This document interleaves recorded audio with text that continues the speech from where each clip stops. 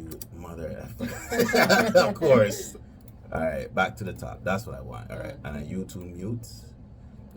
Do you use any kind of? Yeah, I use Logic usually to produce out of. Oh, okay. Not to like do record. Yeah. It's pretty dope though. Yeah. That's dope. All right. Yeah. I'm starting with a round of applause of gratitude for the fact that I'm here on another episode of the Fucking Girls podcast, and I am being blessed with the presence of not only just a guest in general, but a guest who is well accomplished, a Juno nominated, multi-time Juno nominated recording artist from the Toronto area, the beautiful, phenomenal Blk Orchid. Can you say hello to the people? What's up, people? What's up? Blk Orchid in the building. Blk Orchid looking fine like a rose herself right now with her professional artist outfit and ensemble. The heart glasses, sunglasses. I haven't graduated to that level yet to wear the sunglasses inside, but I'm striving. And they say what did they say? They say like you're the people that you run with, like the company you keep. Yeah. You know? So I'm trying to start, keep good company, like real artist company like you're a star too, you feel me? Yeah. You have to yeah. Yeah, man. So she's teaching me, she's doing some live stream while I'm doing the video TikTok, as well. People are starting to roll in. I want to say hello to the people on the Blk Orchid live stream. I don't see just yet, but they're gonna come in when stuff gets heated up, I'm sure. So, all right. Yeah. So we usually go for about an hour. We're gonna try and keep it to that today. Okay. But I usually start off by letting people know just what they can expect from the episode, and then we take a quick break, and then we'll come back with the meat and potatoes of the show. All right. I wish I could take my eyes off the camera. I think it's because you're here. Why my eyes are fixated on the camera. It's no secret that Henry Lyons. I love that. Right. It's no secret that Henry Lyons about the women, in all dimensions and facets. And the show is for the fucking girls. So obviously, when I'm in the presence of royalty, really, of a queen, it's hard for me not to like. But what I need to do is more. Let me turn my camera. Let me turn my face around to look at you, and we'll talk about the show. Yeah. Actually, you know what? Before I do that, let me just say this episode is going to be the first episode of many that is going to be I'm going to have a special guest. However, because Blk Orchid is not only a recording artist, and she's also a woman, so she fits this podcast, of course, for the fucking girls, and we're going to talk about a lot of potentially thought-provoking. Well, we're definitely going to talk about some thought-provoking stuff, and I really want to get into that. However, we are also launching a new podcast shortly for her entertainment that is more of a artist-focused podcast. So you guys that are listening to this episode, get ready for some real nitty-gritty, deep artist conversation beyond just the causes that For the Fucking Girls podcast is about, and the controversial stuff. I want to spend a lot of time on this episode also focused on the journey of the artist and getting into your journey and your process and all of those things related to artistry. So it's going to be a different type of episode, but I'm sure no matter what, it's going to be dope. Yeah. So stay tuned. We're going to take a quick break. I'm going to run the ads and do a quick break, and then we'll come back and get right into it with Blk Orchid. Yeah, man. Medea.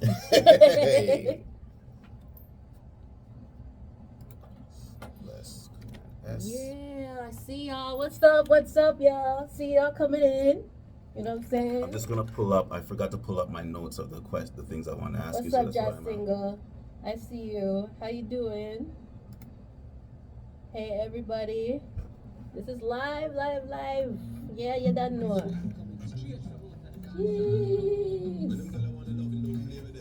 Yeah, I just pulled up my notes while I run some music in the background. Okay. Oh, yes.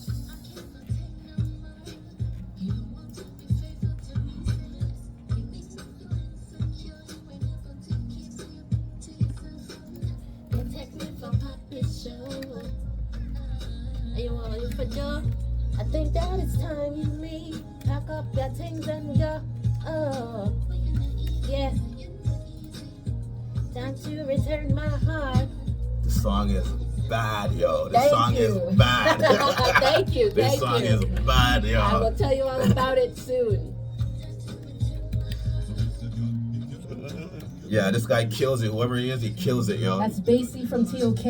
Oh, yeah? Mm-hmm. Big up Basie on the inside, wherever you're dead. Yeah.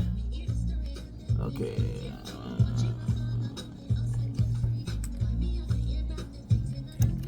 Tell me, did I do something wrong? Yeah. All right, got it. Okay. Yeah. Space cause they did it. I don't wanna lose my cool, trust me.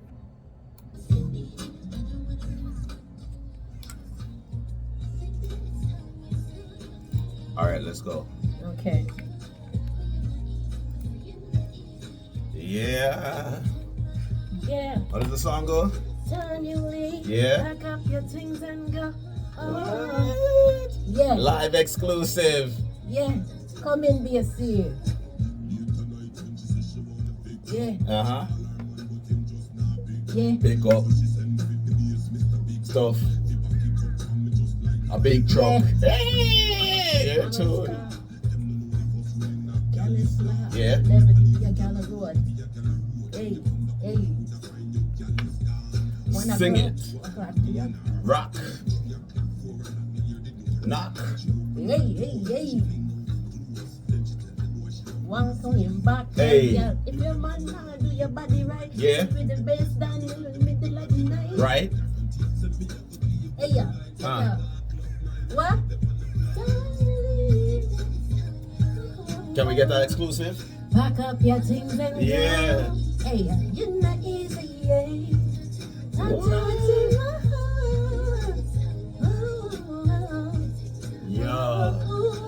Hey, you're not easy, yeah. Big up Basie, big up Chance, the producer on that one. You don't know. Hey. I'm loving the vibes. Yo, we are back, obviously, and yo, that one was called Return My Heart. Yep, Shams the producer remix. Okay, that song is dope as F. Thank you. Listen, I should probably put a disclaimer. That's what I was trying to say at the top, that I was beating around the bush and I couldn't get it out right. Because I'm doing this for both podcasts, I'm going to try to censor myself and not curse as much as I would normally. Yeah. But it might, sometimes it might slip out sometimes. sometimes. Exactly. But yeah, that song is dope. Thank you. How old is that song? That current version right now is 4 years old. Wow. Okay. Yeah. So the original version is even longer than a bit longer. Yeah, about 5 years old. Yeah, that can slap right now though. Yeah. I try to aim to make timeless music. You know what I'm saying? Right? Isn't that what we all strive for as artists? Yeah. So. When did you know / decide you wanted to be an artist in life? This whole artistry thing came about during COVID, really, because I was kind of on the fence of what I wanted to do as far as that goes, because I was working in healthcare at the time. COVID hit on the front lines as a receptionist at an ultrasound place. Yeah.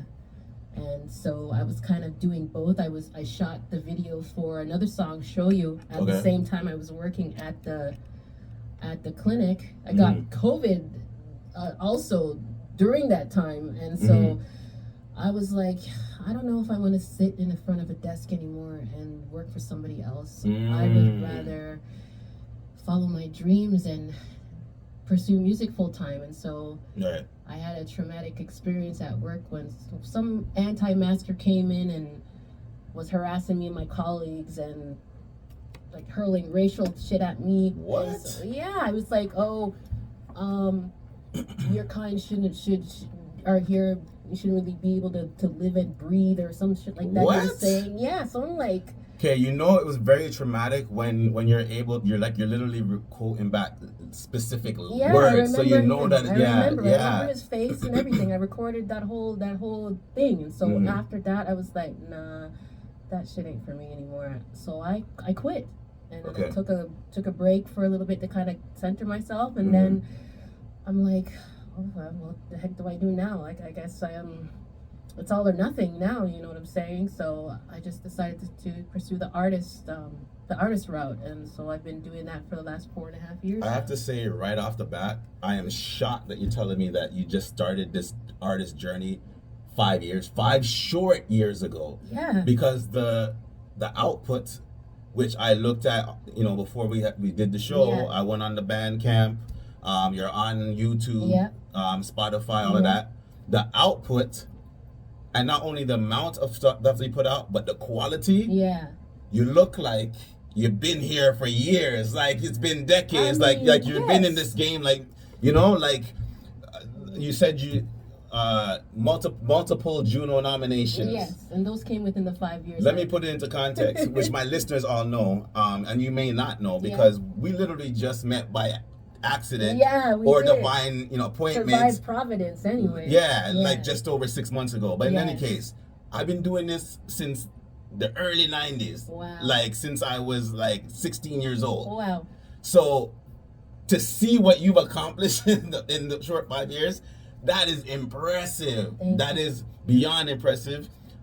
It's a blessing in case you're ever questioning your decision. Yeah, thank you. You are doing great. The universe, God has been blessing you as far as the music is concerned. Thank you. Don't watch nothing if there's any dark nights Trust of the soul, me, and because I know how it goes as an artist. Yeah, I have those moments, you know, when, you know, everybody has imposter syndrome at some point. Yes. And has self-doubt and everything, but once I guess realize the power that I have as far as my creation goes, and I'm not gonna let that stop me, you know? Yeah. Yeah.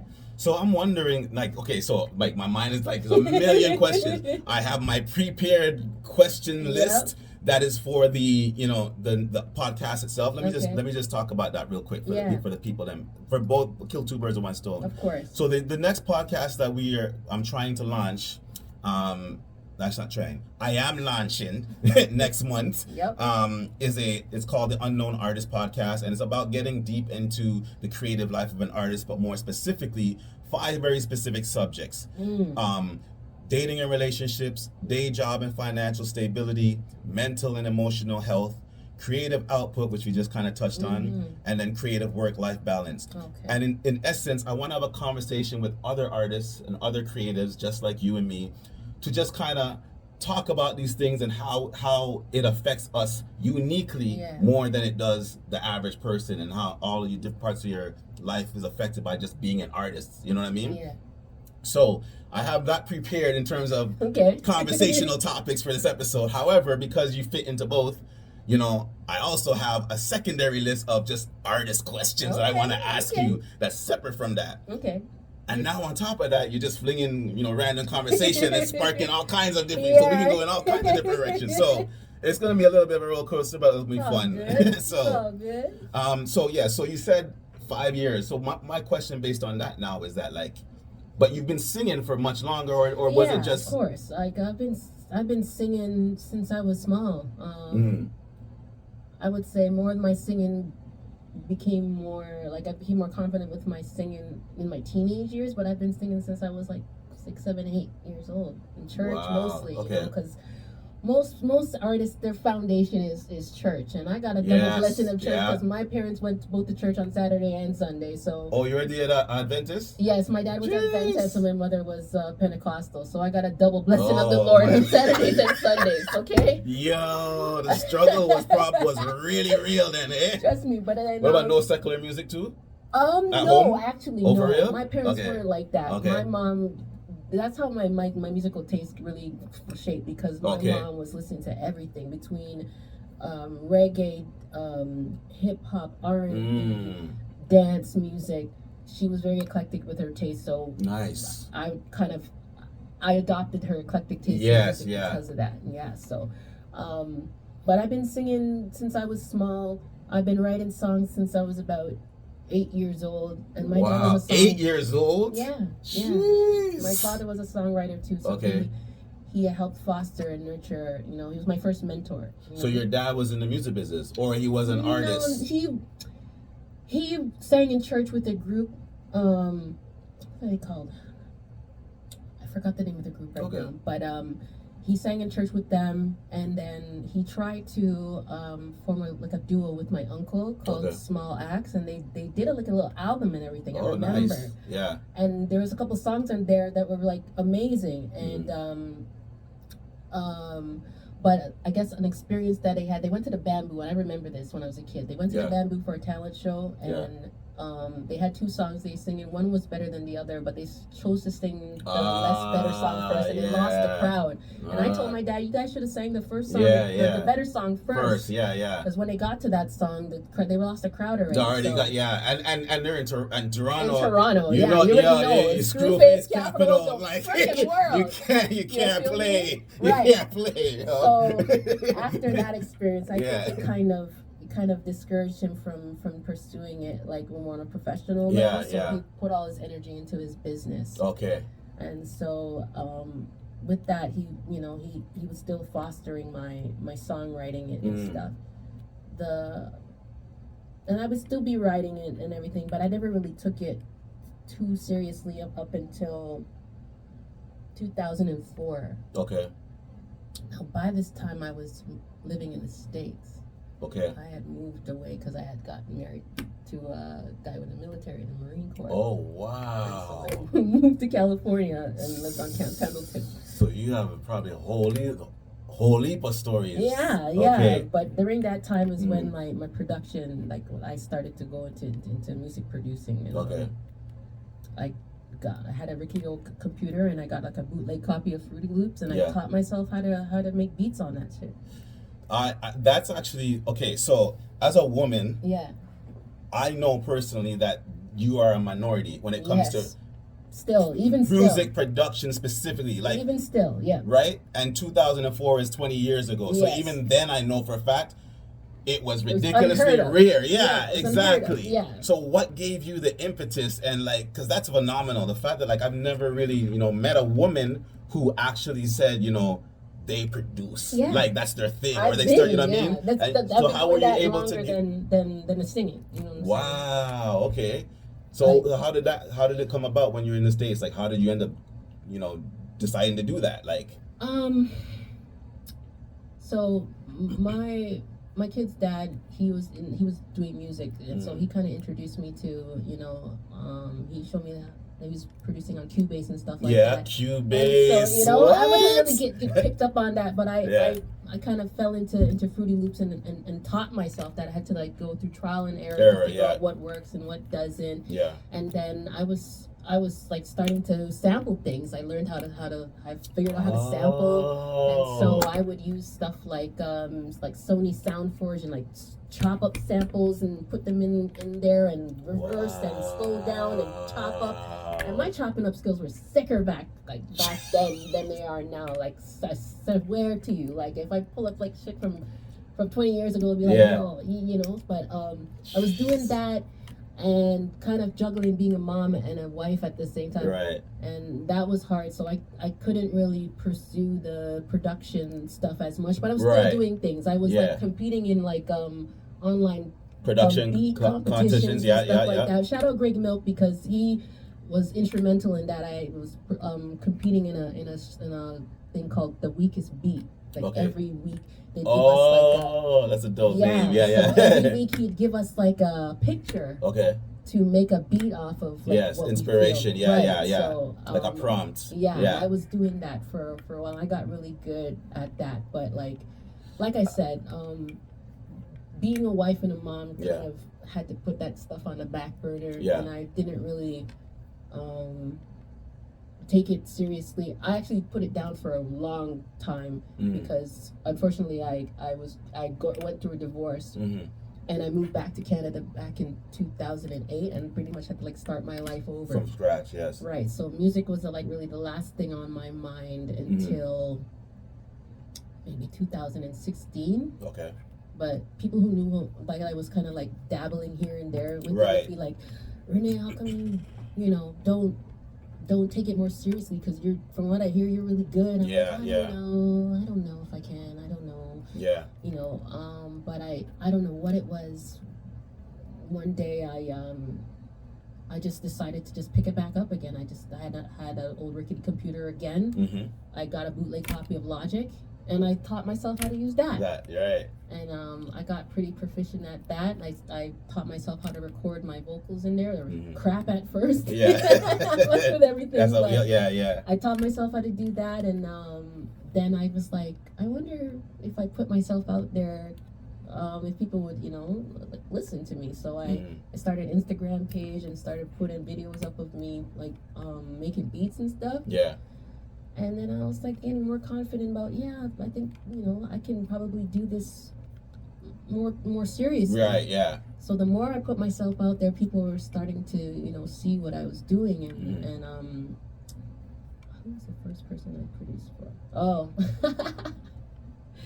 I don't even want to get into it, but I was working with an artist back then, and that was probably one of my first productions that I did for that artist. And then I met Faith Walker, who was like a legendary R&B singer. May she rest in peace. Oh no. Yeah, she passed of breast cancer. Around the same time, I was working at the clinic. Yeah, okay. Yeah, that also was kind of like a catalyst. Like, I don't want to. Right. They didn't give me a chance to grieve her passing. Wow. And I was upset about that. So, but okay, I don't mean to interrupt you, but like what you just said is sort of like it's sort of like the nail on the head, the essence of why I'm starting the artist podcast. The fact that as an artist,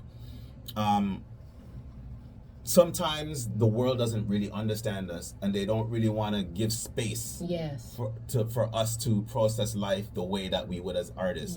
Now, what you just said about them not giving you time to grieve your friend, that's not necessarily specifically to an artist. That's just the system itself. Like, if you work in a regular job, you work in the system, you're basically a number. You know what I mean? Yeah. And as artists, we I mean, everybody in general doesn't really like being treated like a number, right? But for us in particular, it seems it hits kind of deeper. You know what I mean? So that I resonate with, the fact that was sort of like a catalyst for you to be like, no, like I need to do different. You know what I mean? God giving you a talent, giving you many talents, and you already been playing with it. You know what I mean? So why not? I want to pick up on something you said earlier on. Yes. Because you were in the States. Yes. And you started producing. By the way, I wish the listeners who are not watching YouTube could see my face and see the grin on my face. The, what do you call it? Cheshire Cat grin. When you started talking about it, because two things were happening in my mind at the same time. One, just the fact that you are a female, a woman. I'm like, this is perfect. This is exactly who I want for the Effing Girls podcast listeners to hear from, because you are a woman who is dealing with your brand new child. You were in a new, for the most part, new environment, new country, brand new married, like, you know what I mean? And then military life on top of that is not easy. No, right? my ex-husband actually got sent to Iraq for wow. When they had that whole issue there. So I was by myself with my daughter for about 6 months. Wow. And had to navigate that, so that was not easy either. So that is part of the reason why for the Effing Girls podcast exists. Yes, on the surface, I'm talking a lot about, I want to lean into a lot of the thought-provoking conversations around, sex and, sex in the society's culture and in the double standard with men and women, but also the purpose of the podcast and my entire brand is to raise awareness and support for other demographics of women that are dear to my heart, namely single moms is one of those demographics. Yes. And the level to which you guys have to sacrifice, but not only have to, but you do it. And you do it regardless if the world is burning down around you find a way, right?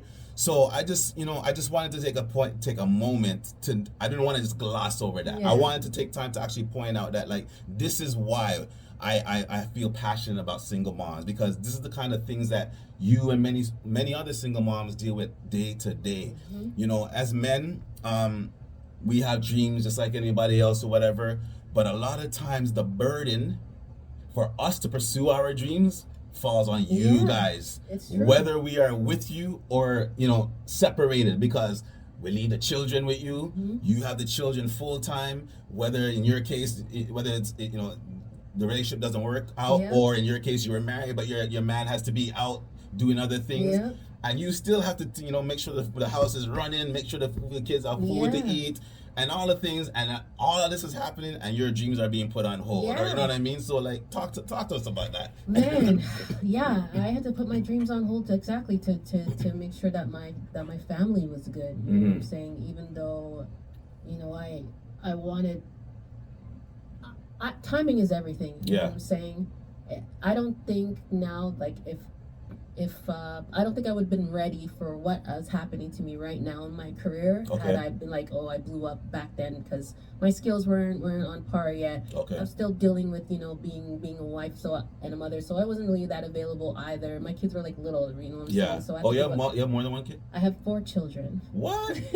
Before we did the show, okay, so just for the background, because we didn't really do a proper intro, to be honest, but we're just freestyling today. So this is my first official guest, so I'm just trying, But anyways, to give background, Blk Orchid and I are not longtime colleagues, friends, or anything like that. We came across each other like 6 months ago, roughly. We met at my Holidays for Her event for the first time. I just randomly came in there for open mic. Exactly, yes. So, a lot of the questions I'm asking is because I don't know you. I'm generally we're trying to get to know each other at the same time. And I also didn't do a lot of research. I intentionally didn't do a lot of research because I wanted to do it here. I wanted us to actually get to know each other in real time. So, saying that all to say, so back up. I didn't know you had kids. That was one of the main questions of my additional questions I was going to ask you. I'm like, are you actually a mother? Do you have kids? I am a mom. Yeah, I have 4 kids. Okay. I love y'all. You know what I'm saying? Mother's Day Shout out yesterday. the kids. Yes. So Mother's Day, yes. My children range between the ages of 23, and then the last one, my youngest, is going to be 13 on Monday. Yeah, so. Wow. 4 kids. 20, 19, and 13, yes. Wow.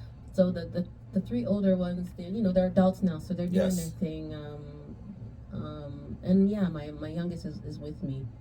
And I try to take him everywhere and teach him what I can. You know what I'm saying? I love that. I love also that, like, when you mentioned your dad was taking you and let you watch him do his show, like, I love how, like, the generations teach each other, and to keep them close, I love that. I love that. Staying on the topic of mothers or Mother's Day you brought up, I actually was going to mention that as well. I feel like yesterday was Mother's Day. I know that yesterday was Mother's Day. I know it sounded like I was saying I feel like, but no, yesterday was Mother's Day. Yes. But I feel like, for a long time I've been thinking, like, I feel like we as a society need to create a single mom's day. Not just a Mother's Day, but a specific day for single mothers, because I feel like it is another unique experience that is definitely different than just being a mother in general, that I feel needs to be recognized in society. It is, but single mothers get hated on a lot. What do you mean get hated on? Speak.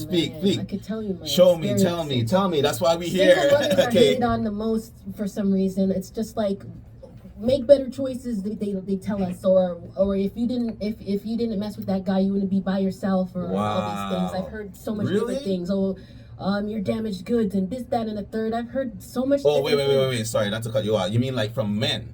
From men mostly, yeah. Men that are like, oh wow, but these are in the context of men that are like friends, potential daters, like what kind of family? I've seen conversations online of how people perceive single mothers, and I've experienced it personally for myself from people, whether they not be my friends or my family. People's stigma about single moms is really, you know what I'm saying? But like, you don't. I would say it like this: you don't know the situation of how that woman found herself to be a single mother. Right. I'm a divorcee. You know what I'm saying? Right. I have a child with my ex-husband. Right.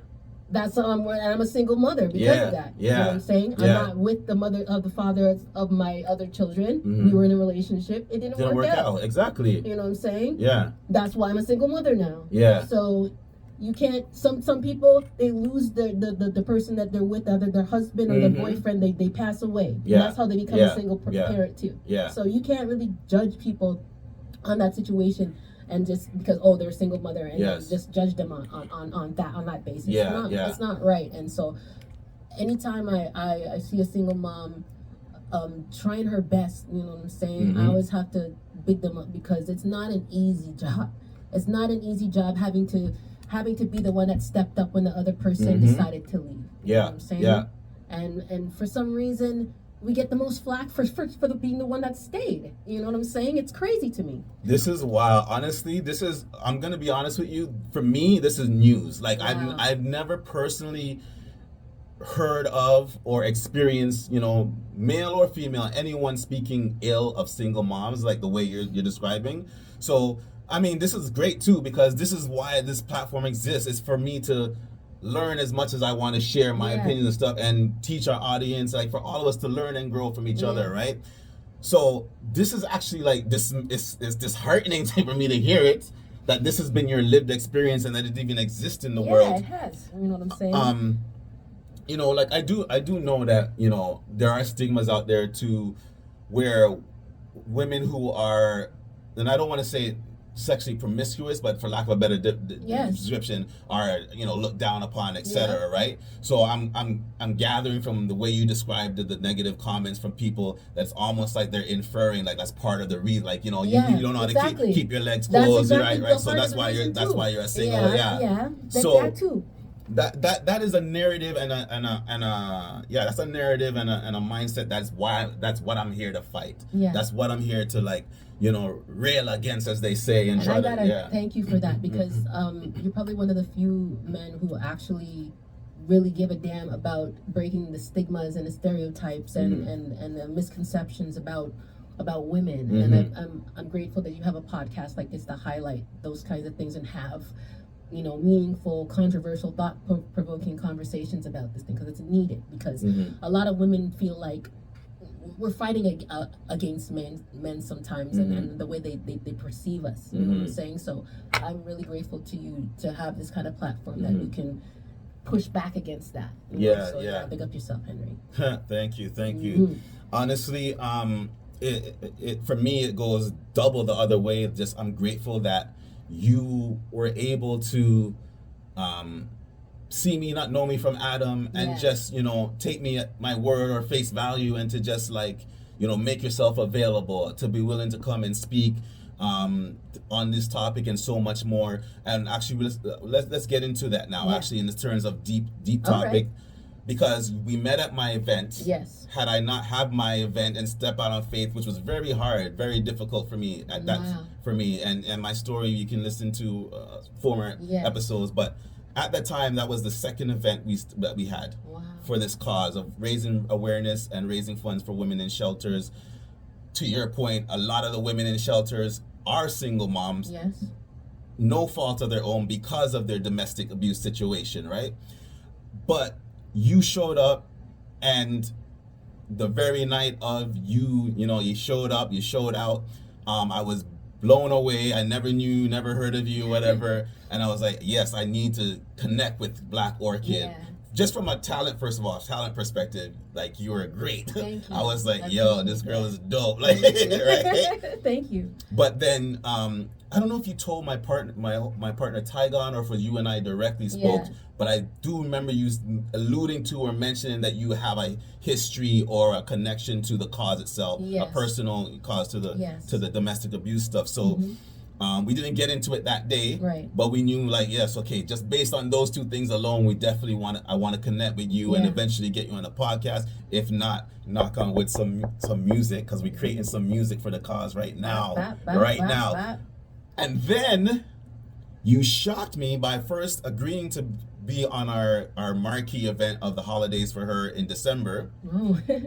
And you showed up and you did a song that I was shocked and tremendously grateful that you were able to sing it, but it was a song specifically about this cause or this subject. So it's called what's it called? Never Again. That's it. Never Again. And I want to ask you just to give us some background on that. Yes. Sure. That song was written really recently. It took me 15 years to write that song because that's how long it's been since the incident that happened to me. So I just felt at that time I was ready to release that energy that I was feeling. Yes, it is based on a true story. The father of my children, we were separated at the time, and as most guys do, they want to circle back around and try things again, but I wasn't really like into that. Came over to my place and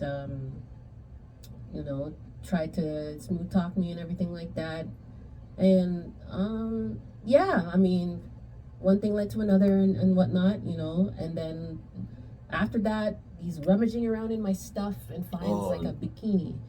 And you know what I'm saying? And then he's like, where'd I get this from? I'm like, what? This is Vivid George. We're not together anymore. You know what I'm saying? Exactly, yeah. Next thing I know, it's bam across my freaking face. And I'm like, what the hell did you do that to me for? Next thing I know, he's choking me. I'm like, why are you choking me for? What did I do to you? I didn't do nothing. And he's not high or drunk or you know what I'm saying? What? He's jealous because of a bikini that was in my night table that I got from a friend of mine that was selling swimwear. Right. So I don't know why he freaked out on me like that, but I had to tell him, you need to take your hands off my neck because I have to pick up your daughter from kindergarten very soon. You know what I'm saying? So got off of me, we got upset, we started tussling around, and then I don't know, he flipped me over on the floor and told me I should stop if I don't want my head on the tile or whatever. So I was living in a basement apartment at the time, and so my landlord's daughter came downstairs after he left, and I had to go to. I was working at Apple Yorkdale at the time, and I had to go to work that same. You worked at Apple too? Yeah. When were 6 years. I'm 6 years at Apple. Yeah, not right now, but before. Yeah. Holy crap! I was there for about a year and a half, I think. What? Yeah, I was about there a year and a half in like 2010, 2009 and 10, yeah. Okay, sorry, not to derail. Yeah. So I had to go for a shift that day, but I had bruises all over, me. Jesus Christ. I told the landlord's daughter, and she went and told her mom, and they was down. They were checking on me and everything like that, and then the landlord's like, "Yeah, I'm gonna go and take you to this guy's house because I don't know what the heck is going on." So she drove me to his house, and his mom answered the door. Wait, when you say whose house? My baby father. The same one that assaulted you? Mm-hmm. What? Yeah, so she drove me to his house I'm so because confused. He wanted to confront him about what okay. That makes more sense. So, she took me to his house, and his mother answered the door, and she basically said, "Do you see what your son did to this girl?" And she's like, what did he do? What did she do to make him upset? Jesus Christ. You know what I'm saying? Mm-hmm. And she's like, okay, well, if I'm not going to get an answer from you that's satisfactory, I'm going to go and take this girl to the police station and file a report. Yes, so exactly. she took me to the police station, and I didn't want to, but I did tell them what was happening, and they decided after they took pictures of my face and my neck and everything like that they were going to press charges on him. I didn't say that. They determined. Right. Yeah. So by that time, next thing I know, I was there all night at the police station. They wanted to even tell me to do a rape kit, but I told them no. So, in the middle of the night, they arrested him and stuff, and then, and this is the thing. So, some of these guys something will happen to them and everything like that, and then you feel it for them because you still in love with them. You know what I'm saying? So he's coming in my head talking about I need to change my story because it went to a preliminary hearing and everything like that. And he wants me to change my story and do this and that and the third. And I just, believing him, and I tried to, but the cops weren't having it. So after that, they took him in and he went to jail for like 2.5 years. And even then, Henry, I took myself with our children to go visit him. Wow. In the dead of winter, we got stuck in the snow one day. I had to have a friggin' snowplow pull us out of the damn ditch. I did all that for him. I sent him stuff in the mail. I went to go see him every time I could, even though he did this to me. You know what I'm saying? Yeah. So this is the thing. This is what you just said there is part. again, part of the reason why I am so moved and passionate about supporting women. Because what you just said, you just did there, even after the fact, I would be hard pressed to find any man who would be willing to swallow their pride or, like, you know, push all the things aside and still go and do visit. If it was, if the roles were reversed, because, you know what I mean? Yeah, because we had children together. Yeah. Right? You know, they were young, so they didn't really completely understand what was happening. But I just felt like, you know, we still have a little family, and I'm trying to, you know, but at that same time, he was, I was kind of still involved with with his mom and stuff. Yeah, yeah, of course, it's a family. Yeah, and then I would be noticing like this girl in the house, and I thought it was like a friend of the family that moved in, you know what I'm saying? But then I would notice people are looking at me funny at the table or around there because of this girl is around, and then I'm getting like a weird feeling in the pit of my stomach that something isn't right. So he gets out, and then his parole officer calls me or something like that and says, were you aware that another girl was visiting him in jail?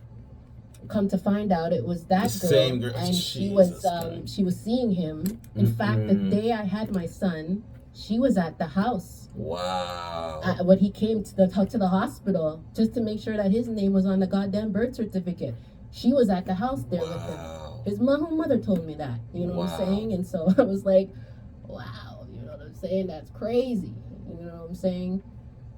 When my son was born. And that was the most emotionally taxing, emotionally, like, bearing pregnancy that I ever had to endure, because this man begged me for a son. Wow. Begged me for a son before it happened. We conceived the son, and then he just started like acting funny style. He never came to any of my appointments. Wow. None of that stuff, because he was with that other girl the whole time. Treating me like I was a side chick. You know what I'm saying? And that's part of the reason why I'm talking about single mothers. Yes. Is because these men go around and go around with other women and leaving these broken homes with them. Right. Okay? Yeah. About a year after that happened with that girl, they went on and had a child too. Wow. You know what I'm saying? Yeah. And so I had to deal with that, because I was like trying to be civil about everything. Yes. Until the point, like, I'm taking care of 2 of your children. You need to pay up. You know what I'm saying? So I had to go through custody and child support through the legal system and all of that. And then he would bring the other baby mother to court to try to intimidate me with the baby. It's crazy, man. You know what I'm saying? And I'm like, wow, like. And then for all of that to happen, for the same thing to happen to her. You know what I'm saying? Because that motherfucker is a homosexual, okay? These guys will go around because they have nothing. What did you just say? A homosexual. A homosexual is a man that goes and sleeps with women for a place to stay. That's not real. That's a real term. Homosexual. Really? Yeah. Okay. Wow. Okay. So you go around dating women, move all his shit in their house, and create babies. Yes. The relationship gets broke up, and he goes on to the next stuff. So apart from me, there's. And my children are two other sets. Yeah, two other children that he has. You know what I'm saying? And then, our relationship is really non-existent, because I've tried. Like I was, even when I told you I was going to the jail to go and see him. Yeah. I'd go take myself with the children. Whether I was driving or not, I'd go drive myself to his front door to drop the pit and them off to his door, or take bus and have him meet me at the mall or whatever. The minute I stopped doing that, he didn't see the children anymore. Wow. So all the burden was on you, really, to maintain the relationship. Yeah. And you didn't have to do it, but because you love and you know your children come first. Yeah. And that's the way women are in general. And man, I can go in so many directions right now, because like there's so much you said that I want to pick up on. Yeah.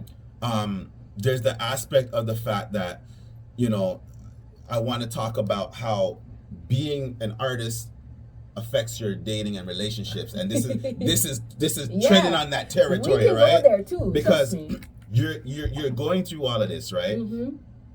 And at this point, you're worried about real life things for sure. Yeah, definitely. As now you're a newly single mom. Yep. Right?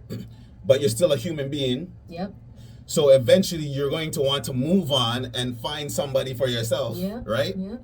But also you're an artist, so you're wrestling with because you process these type of things in life through your artistry, yes, right? Yes, I do. So you mentioned earlier that like the initial incident was something that you've been carrying, and you kind of had the song for the whole 15 years, right? No, the song actually came out, like the idea for the song just came out this year. I just had the inkling to write the actual song earlier this year. Oh, yeah. Okay, so it is brand new. Brand new. Okay. Well, the time that you heard it, like I wrote it maybe like a couple weeks before that. Wow. Yeah. So and that was the first time I ever sang it live in front of anybody. Yeah. So I was like, I don't know, but I know that somebody needs to hear this story because they might have gone through the same thing. So this is a perfect platform to share this story. But yeah, it took me that long to confront those feelings that I have, to put them into a song. Yes. To convey that whatever happened to me will never ever happen again. It has never ever happened to me again, and will never will. I think that's a perfect point to segue into sort of the closing of the episode, because we're running out of time. Yeah. But there's two major things that I want to pick up on there. Okay. The artistry side of it, that even though you just wrote it, right? Yes. There's this thing as an artist, because we're artists and we process our life, our pain, our pleasure, everything through our art. Yes.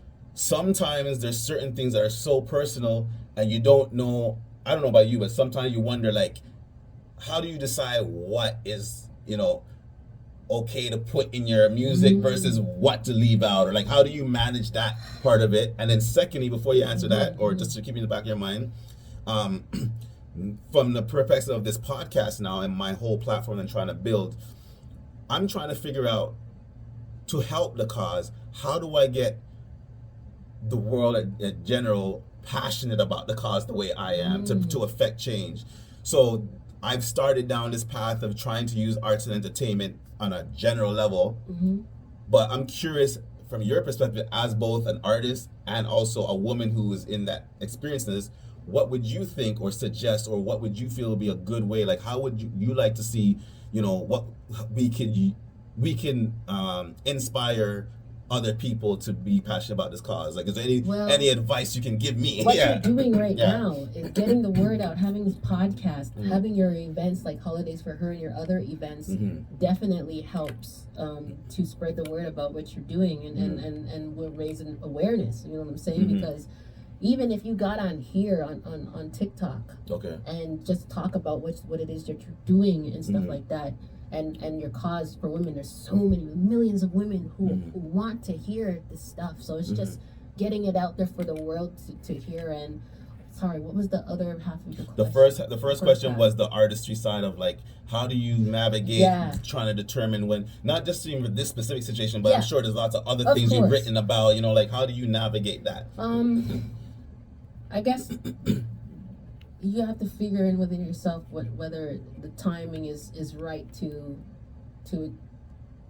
express that. Yes. And how much you want to express, because I could have been more detailed in the story about what happened and everything. In the song itself, you mean? Yeah. Never again. But I wrote it in a way that could be conveyed for both like women and men who experience those kinds of things. Right. So it can relate to everybody. Yeah. But, has there ever been a situation where you did put something personal in your music or whatever, and then you regretted it? That it's come back to bite you or anything like that? No. Okay. I haven't really done that, because I have a lot of songs that I haven't put out there yet that were just really for me to get that out. Yeah. But if I wanted to, like, have it so where somebody I want to put it out there, then I would probably change certain things, which I actually did. So I was gonna ask you about the song. Which song is it? But was it not Return My Heart? Yes. Talk about. I was gonna ask you, is Julia a real person or is that the no? Julia's not a real person. It's just a name that I picked. Okay. It's just a name that I picked. That kind of was. That rolled off my tongue. It's not anybody in particular. Okay, you know what I'm saying? But that particular song came about because I had an ex. We broke up, and he, tried to swing back around the block, but then he's like, "Oh, I have something to tell you," or whatever. And he's like, "What if I got another woman pregnant? What would you do?" And I'm like, "That's a hypothetical." Right? And I'm like, really? Really? This is the shit that you're asking me if you really got... So I'm like, did you really do that? He's like, I might have. Wow. So I'm like, so you, me as a woman, you want you as a man for your picnic while I'm with you trying to... No. So after that was the catalyst for Return My Heart. I'm like, why are you trying to come back around and talk about you have baby on the way and want me to come and work? No. Yeah. You know what I'm saying? Yeah. Give me back my heart and go about your business. Yeah. And that's why that song came about. Okay. And I fully told that man that this song is about you. And Philly's like, no, it's not. Yes, man, it is. It is about you. Every time I sing the song, it's about you. Wow. You need the song to blow up now and just like... Yeah, don't worry. So he can't go out of this... Get out of the road without hearing the song. Exactly. Karma. Oh, speaking of that, okay, sorry. Yeah. Like, because we're running out of time, I gotta just try and popcorn the questions. Okay. And I know we didn't really finish your answer, but that's okay. You've been nominated for three Junos? 4. 4, Ross. 4. Wow. Okay. So. The question is. Yes. Or first the comment is, by the way, if you guys want to know the song Return My Heart, the one we were playing earlier on when we started the podcast, that's Return My Heart. Yeah, that's the remix. Look it up. It's a bad song. Yeah. It's dope, yo. But secondly, yes, what are the songs that you were nominated for?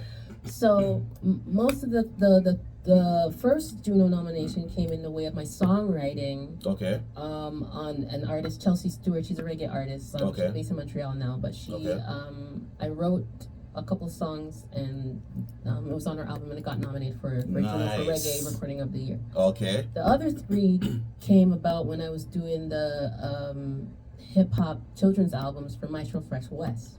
Sounds freaking good. Who are you? And how do I not know you? Like okay, again, so this is the Unknown Artist podcast, which will be the sister podcast for this.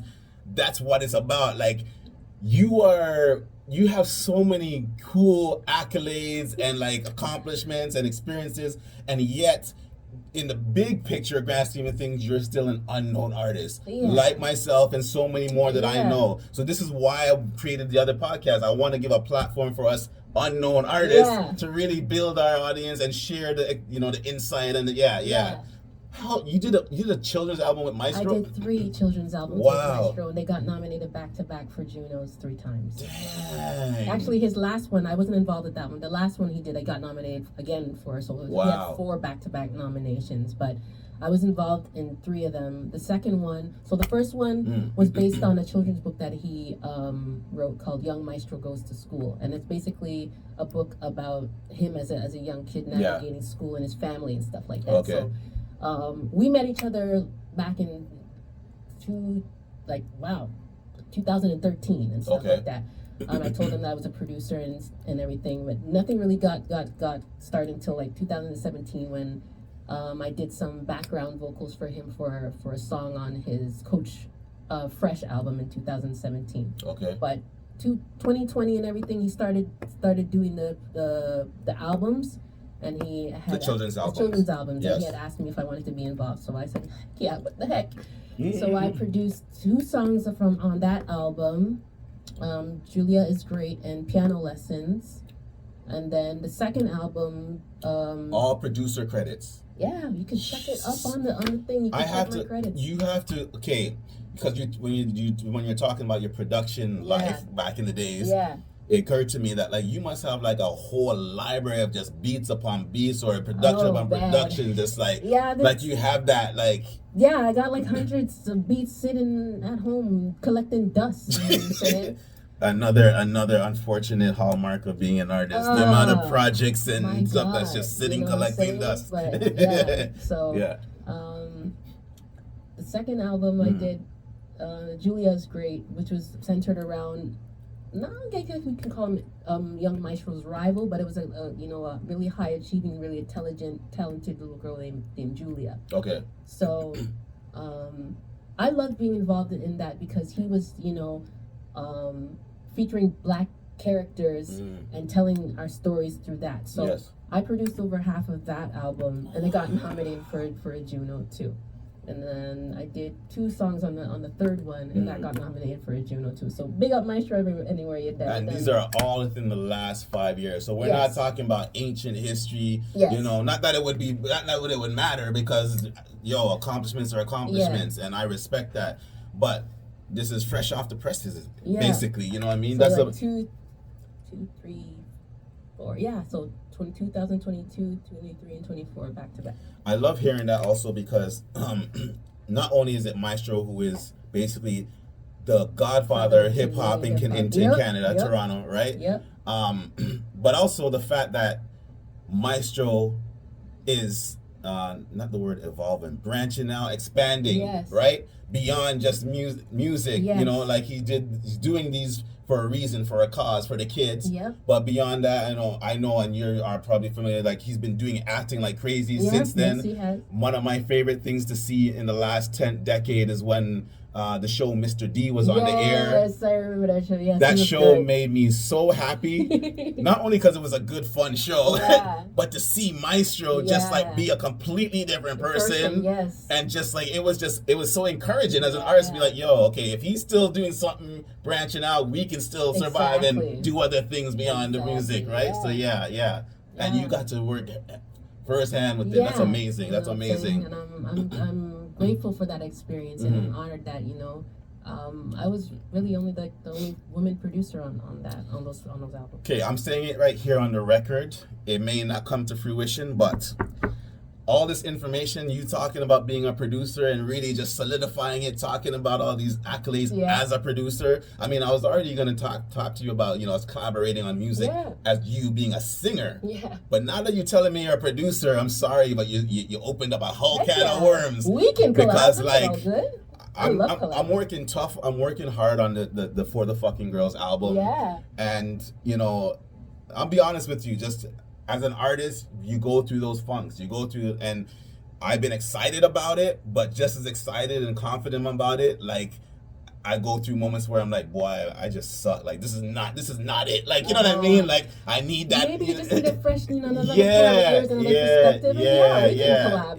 That's all good with me. And also because specifically, like I'm intentionally looking for females to collaborate with on the specific project, because it is for what it is, right? For the women. So I'd be over the moon to get a female producer, co-producer, whatever you want to call it, whatever. Like, yo. But of course, we'll see. We'll take one day at a time, see what happens.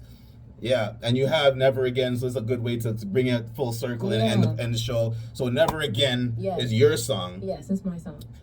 From the day you performed it at Holidays for Her in December, I was like, yes, just 100% on target in terms of message and song content and all of that. I'm definitely down to collaborate if you sent the invitation. You should, put a little verse or whatever you want. Because I want that perspective from a man that is advocating for women not to be in to have safe space and not to be in domestic violence situations. I need that perspective from a man like you. You know what I'm saying? So, and you're creative too. So, I would love that. Awesome. Yeah. Awesome. So on that note, we're gonna bring the show to an end. Yeah, right. Exactly. I thought, I knew it was gonna end up being, long episode. It's probably gonna be a little bit over an hour, but it's all good. But we definitely, even with it being over an hour, like we could do 2-3 more episodes easy for sure. Yeah, because I thought I was gonna talk to Tings today. I was like, yo, I have a story for him. Because I used to live around here, and I remember that Tings even is very same library, man. Yes, right. I used to skip school. Let me tell you, because I met my ex-husband here in Canada. Okay. And yeah. But yeah. See, that's a case of self-editing. That's a case of self-editing on the fly.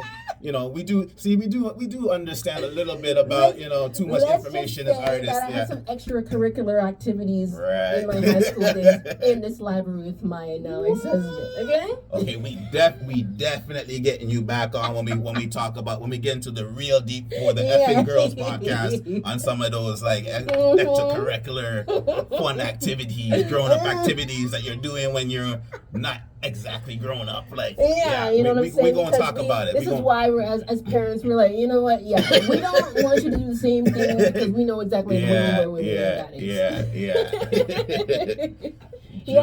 Jokes, fun times, yo. I don't want it to end, but it has to end because if I didn't have to go to work, unfortunately, I still have the day job and all of that. But this has been an absolute pleasure. Yeah, thank you for having me. This has been awesome. Hopefully this will be the first of many. Yes. Where can the people find you? What do you want to promote? What do you want to show? What do you want to do with the first Blk Orchid before we go? Real quick, we just wrapped up shooting. I have a song called Man Eater. That was one of my next favorite songs that I heard. I was like, that's on my top list. The song is now, it was an inspiration for a short film that just wrapped up shooting yesterday. Shut Big the up front Tess door. Francis and the Man Eater crew. Yeah. So yo, that song is that's before I got down to the what do you call it? Return to My Heart. That was the first favorite song. I was like, yo, this is the jam. Yes. And then I'll go.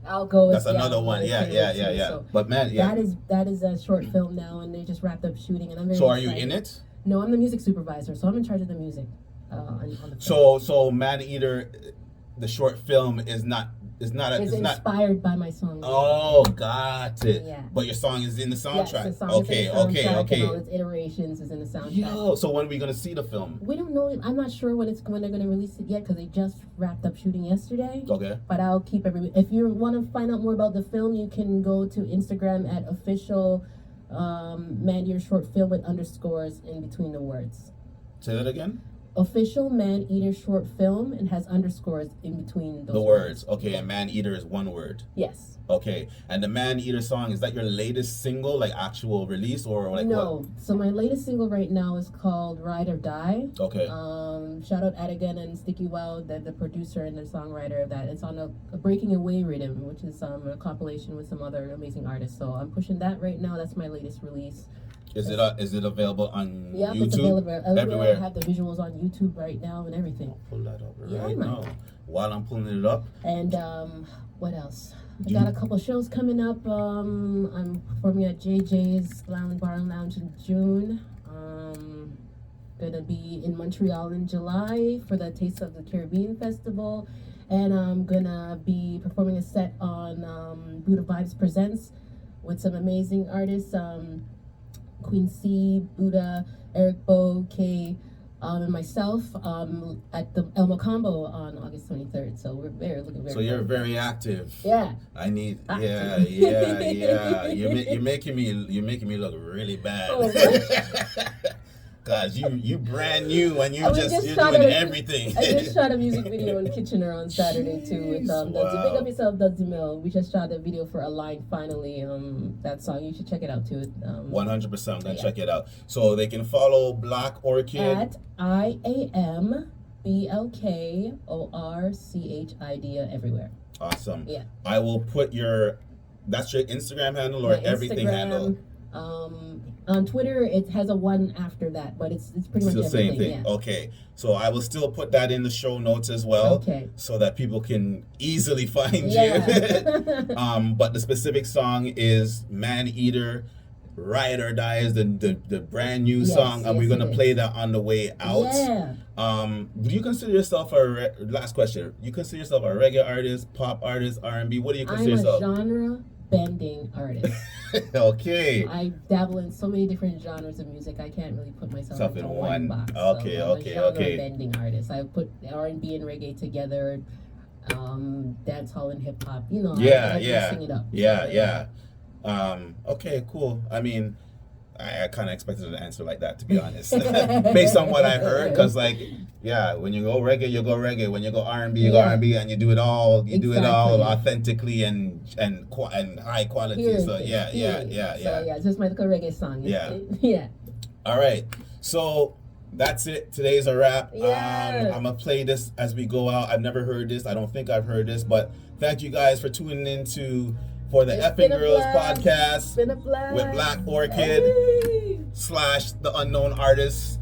And we'll catch you guys on the next one. Woo! You know where to find For Her Entertainment if you want to support the cause. I played it in the ad break, but forherentertainment.com. And my name is Henry Lyon, and this was for the Effing Girls. Let's go.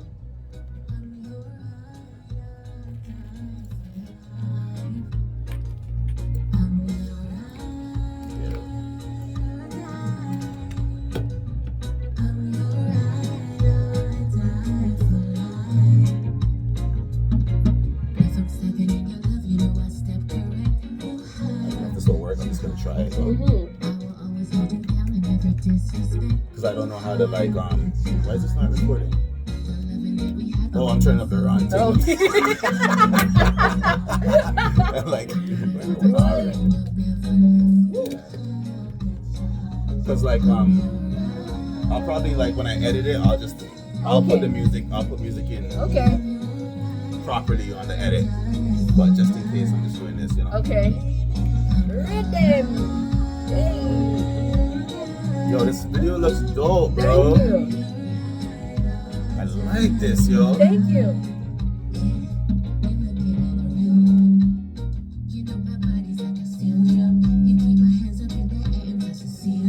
I'll pay you back as you a lawyer if you need one, because I'm riding for you. This song is dope, yo. Thank you.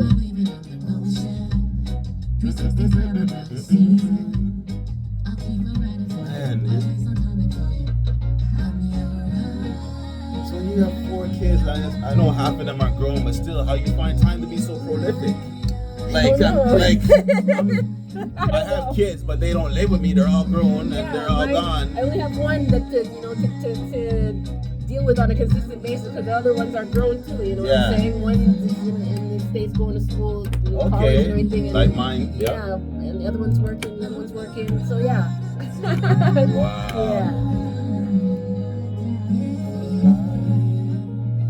Yeah. That's a good job.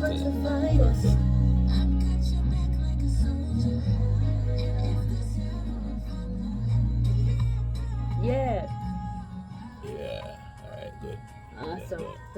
Respect. Let me stop this. Yeah. All right. TikTok. All right, I'm gonna go now, but thank you for tuning in. That was pretty dope. I'm